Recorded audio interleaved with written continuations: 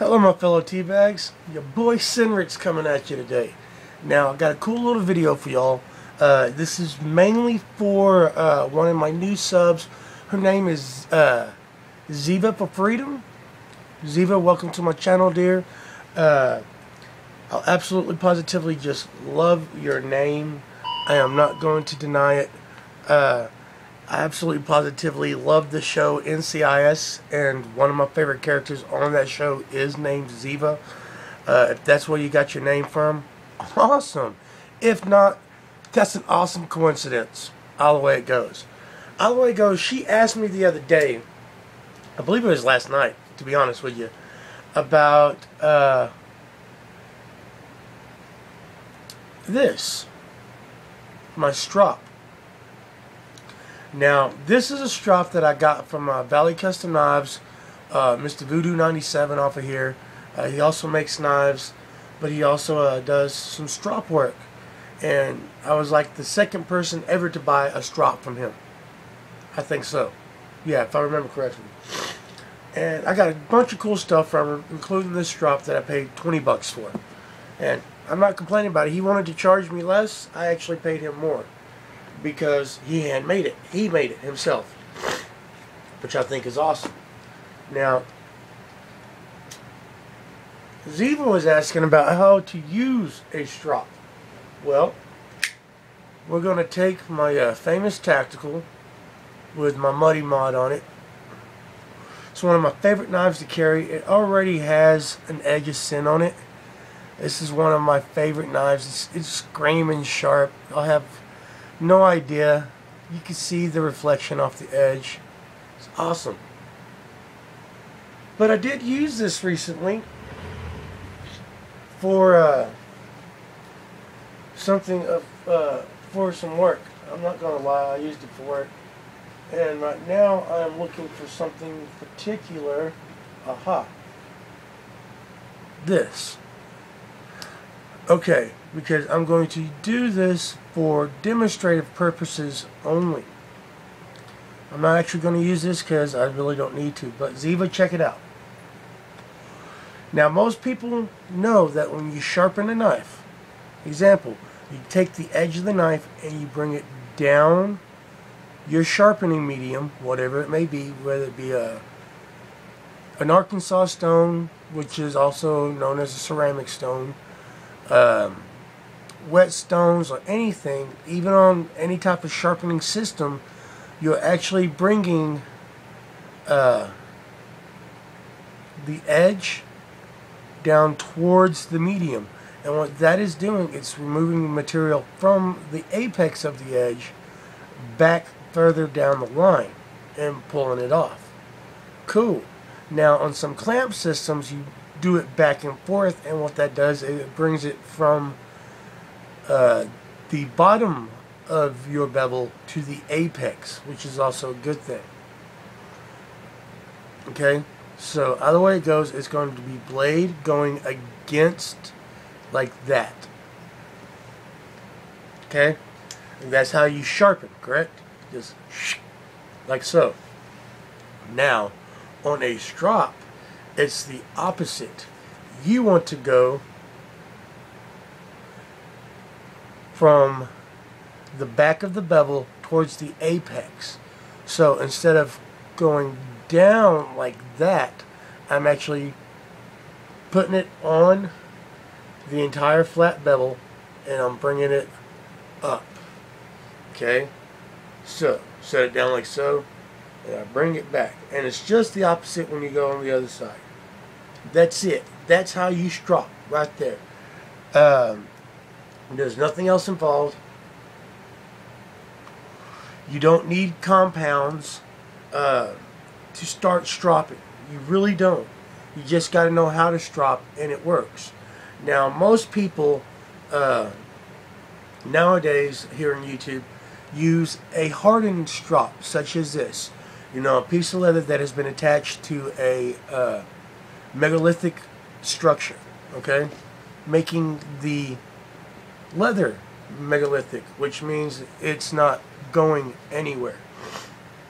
You know, versus the old school, you know, just doing it on the back of a belt which is still awesome and it still works. And you can still do it the same way. You just have to, if you have a belt like this one, as you can see, it has a very nice, you know, like minimalistic style buckle on it, including with a roller. Just put your belt through like so, and watch. Hook it on the end of your foot like that. And then the only thing you got to do is pull taut. And once again, it's the same thing.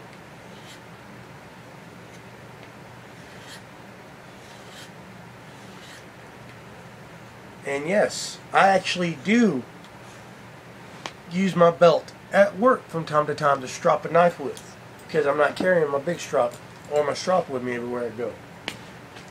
But dear, that's it. You are going and gliding over the top of the leather through the fibers, and what that is doing, it is polishing and removing minute amounts of material, which if you want to get downright technical about it, people, there's no such thing as a true blue straight edge. All of them on a level are serrated. They have teeth. All edges have teeth. Whether it be a razor, whether it be a scalpel, a pocket knife, a shard of flint. You know, here we go. Even better. You know, I can cut with this. I can shave with it. It's awesome. Okay? Same thing with this little bastard. I can shave with it, but that is not a true blue straight edge. That is a very jagged serrated edge. Just on a microscopic level can you see the teeth and serrations, or the teeth of it, you know. That's why a lot of people say, you know, it has a toothy edge, because those teeth, you know, it would be something like that. The way I'm holding my fingers. Bam, just like that. You know, the teeth are either a little bit further or a little bit closer, and it's providing more of a bite into the material. Including even obsidian, which has the finest edge of anything on the face of Mother Earth. Of anything. It does not get a truer, straighter, finer edge than obsidian. Even it, as you go along its edge, you will find that it has some teeth in it from here and there. Only thing a strop really does, it gets those teeth back in line, and it polishes them up so that way when they bite into something, it's a cleaner bite. It just goes straight into it. No ripping, no tearing. It just grabs a hold and you know what I mean? Just So there's that. And you don't want to do it too hard. You don't want to do it too fast. I do, however, like to put my strop on my leg like so, and just go down, applying enough pressure that I can feel it. Because if you go too fast and go too hard, you can actually take the apex of your cutting edge, which is the very tippity top of your cutting edge. The actual edge itself is the apex, okay? You can actually take it and you can roll it over, or completely take it off if you put too much pressure on it while you're stropping. That's why a lot of the old school strops or loose, I say flimsy, and I mean that kind of like how phone book is flimsy, but still, you know, it's got some rigidity to it, you know what I mean? So that's it. Just apply enough pressure, and the angle you want to go at when you strop depends on the angle of your bevel of your knife. I have a 20-degree bevel on this, so I can actually get it to lay pretty flat as I strop it. And it doesn't matter if you want to start at the heel of your blade or start at the tip of your blade. Either way it goes, you want to work to the other. Most people like to start at the tip and work their way to the heel. I do both actually. On one side I'll start at the tip and work my way to the heel. On the other side it's the opposite. I go to the tip. Don't ask why, it's just the way I do it. And that's that. And that's how you strop a knife, ma'am. I hope you get a little bit of an education out of this. And I hope you realize that you don't need a bunch of fancy doodads and stuff like that. It's really quite simple.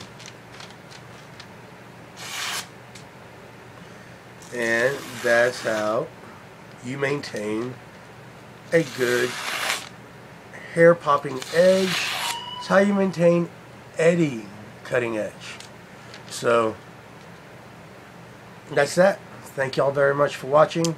I hope y'all all get somewhat of a education out of this. Ziva, I hope you got your education out of this. Thank you very much for watching. Comment and subscribe if you have not, pretty please. Hope it has been entertaining, educational as well. And that's it, y'all. Keep your finger in that soil and have a nice day. Bye, y'all.